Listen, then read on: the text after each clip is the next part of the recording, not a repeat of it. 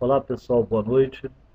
Nós vamos falar agora sobre a classificação dos amplificadores ponto a ponto de operação. Falaremos sobre a operação classe A, classe B, AB e C.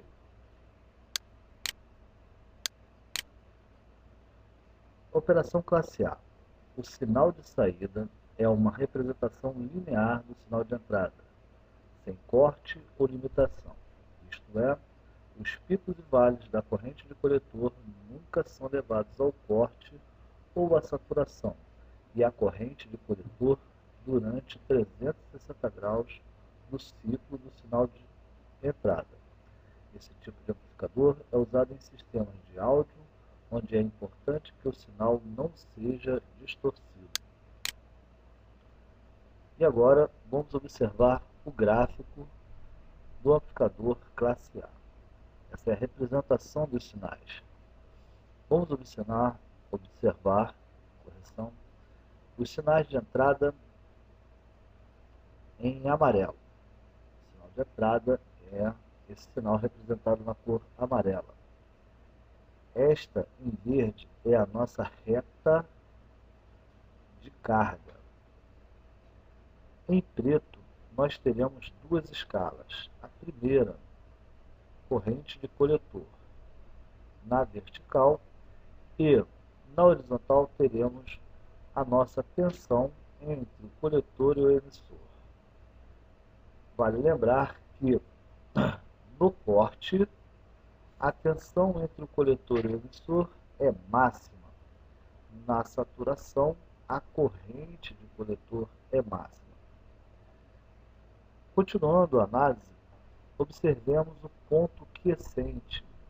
O ponto quiescente, ele foi determinado em um local, em um ponto da reta de carga, de forma que o sinal de entrada, ao ser amplificado, geraria na saída um sinal de intensidade tal que não ultrapassasse, que não chegasse à saturação. Enquanto no sinal negativo, ao ser aplicado ao ponto quiescente, não levaria o transistor também ao corte. Portanto, durante toda a aplicação do sinal, durante todo o tempo de aplicação do sinal, nós teríamos condução do nosso transistor.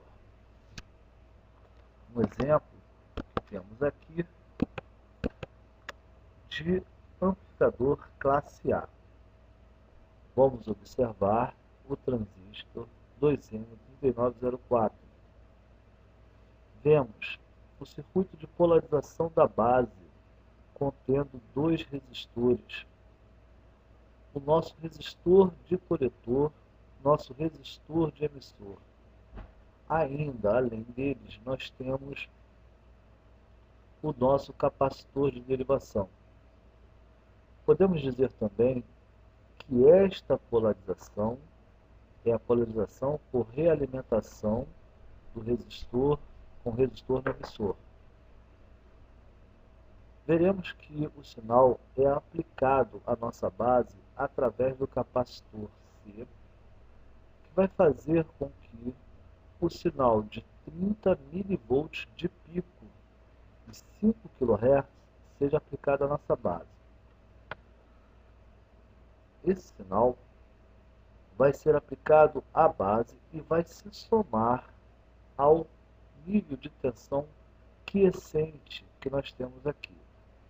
Vale lembrar que a tensão da base, nesse momento, nosso VBD, será obtido através da fórmula em que a tensão de Thevenin é igual ao VCC vezes R2 sobre R1 mais R2. Dessa forma, encontraremos a tensão de base no ponto quiescente. Observando também que ao termos um semiciclo positivo do sinal de entrada, teremos um aumento na polarização, aumento da polarização do nosso diodo base emissor, fazendo com que Q2 conduza mais. Ao aumentar a condução, nós teremos um aumento da queda de tensão sobre o resistor de coletor. Com o aumento da queda de tensão sobre o resistor de coletor, teremos uma diminuição do nível de sinal obtido através de C2.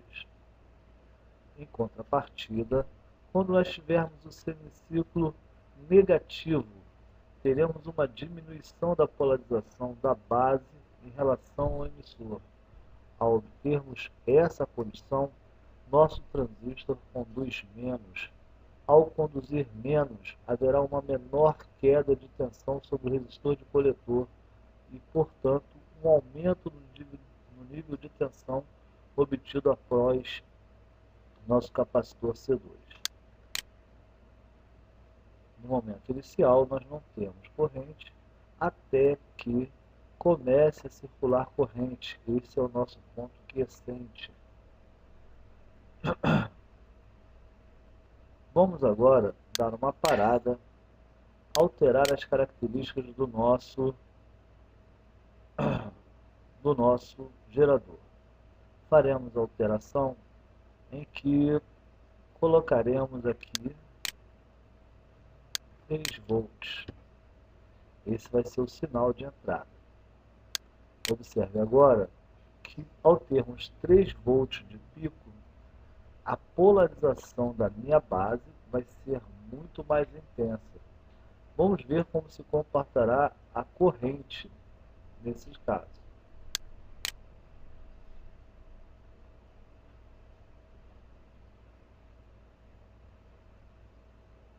A corrente se alterou, aumentando a corrente de base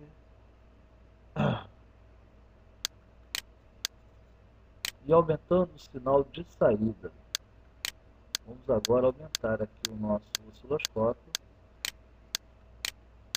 observando como estão se comportando os dois sinais.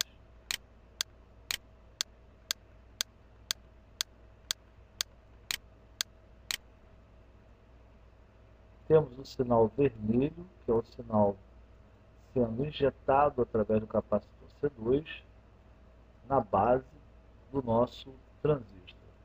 E temos o sinal em azul, que é a saída.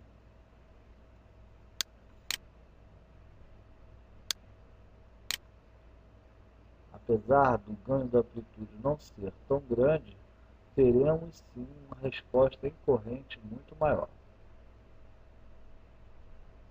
No ponto quiescente,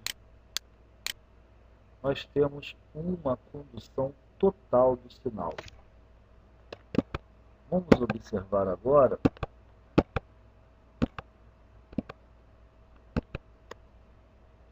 o funcionamento desse circuito com a polarização, com o circuito em emissor comum, polarização por realimentação do emissor. Nós temos beta 100, 3 resistores, todos eles de 1 kΩ, sendo aplicados ao coletor, base e emissor. Nesse momento, eu estou com o meu circuito inoperante. Eu tenho a tensão de 12 volts aplicados entre o meu resistor de coletor e o terra. No momento em que eu ligo, eu fecho a chave, passa a ser aplicada a tensão entre os dois terminais, entre os 12 volts e terra, porém, como eu não tenho tensão aplicada à minha base suficiente para polarizá-la, aqui está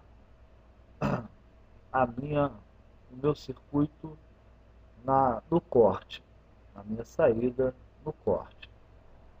Agora, vou começar a aplicar um sinal na minha base. Apliquei 1 volt. O meu transistor entrou na região ativa, aumentando a polarização entre a base e o emissor.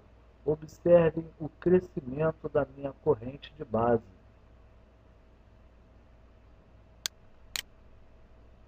Quanto mais aumento a minha polarização, maior é a minha corrente de base. E como a minha corrente de emissor é a soma da corrente de base mais a corrente de coletor, temos então as três somas.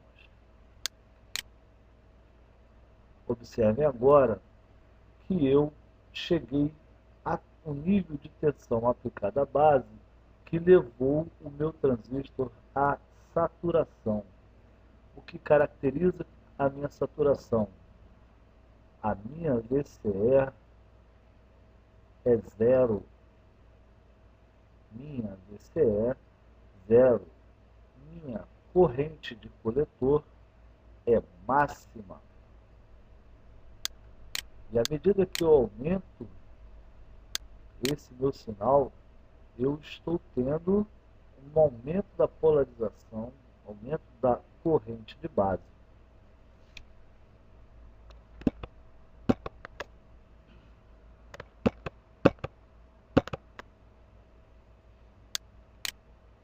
Operação classe B. A polarização do circuito é feita exatamente no ponto de corte. Existe corrente de coletor durante 180 graus do ciclo do sinal de entrada. Sem a presença de sinal de entrada, não há dissipação na saída. Logo, a eficiência aumenta bastante, pois ela é função da potência dissipada no coletor. Observemos agora que o nosso ponto quiescente foi deslocado na reta de carga para o ponto em que a nossa VCE será máxima, igual a VCC, porque o circuito estará aberto. No instante que eu tenho um semiciclo positivo se somando ao ponto quiescente, superada a barreira de potencial de 0,7 volts ou 0,6 em alguns casos, nós teremos o transistor conduzindo. Portanto, teremos uma saída, aqui representada na cor vermelha, da oscilação do sinal, da tensão de saída. E nesse gráfico teremos a oscilação da corrente na saída. Observem que o ganho nessa configuração é maior. Operação classe AB. A polarização é estabelecida na região ativa, mas muito próximo do corte. Ela é estabelecida de modo que o pico negativo da corrente de coletor é cortado parcialmente. Existe corrente de coletor durante um período menor do que 360 do ciclo do sinal de entrada, porém maior do que 180. Existem muitas aplicações em que a classe AB satisfaz mais favoravelmente. Por isso, nós veremos essas aplicações e veremos esse posicionamento na nossa reta de carga. O sinal aplicado no ponto quiescente um pouco acima do corte. Dessa forma, o nosso sinal de saída ele ainda mantém uma proporcionalidade, porém, chegando a uma região em que haverá um corte, será ceifado o sinal parcialmente.